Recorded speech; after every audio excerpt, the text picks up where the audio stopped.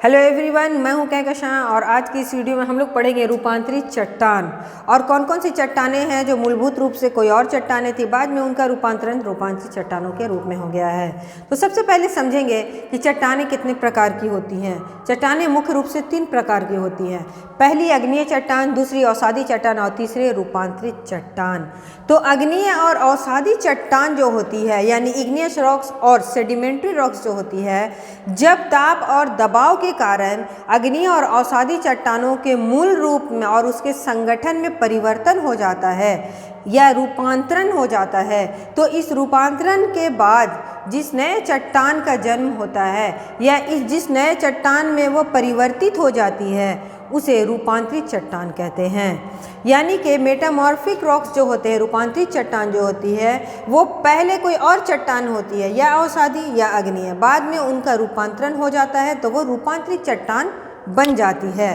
कभी कभी रूपांतरित चट्टान का पुनः रूपांतरण भी हो जाता है और ये जो रूपांतरित चट्टानें होती हैं यानी मेटामॉर्फिक रॉक्स, वो जीवाश्म रहित होती हैं और काफ़ी सघन और कठोर हुआ करती हैं। तो आइए देखते हैं कुछ अवसादी चट्टानों के नाम जो पहले अवसादी थी लेकिन उनका रूपांतरण होकर वो रूपांतरित चट्टान बन गई। जैसे शेल, ये एक अवसादी चट्टान है और इसका रूपांतरण जो है ये स्लेट के रूप में हो जाता है।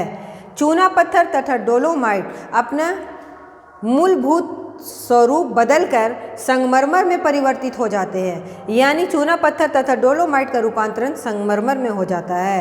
चौक एवं डोलोमाइट का रूपांतरण भी संगमरमर में हो जाता है।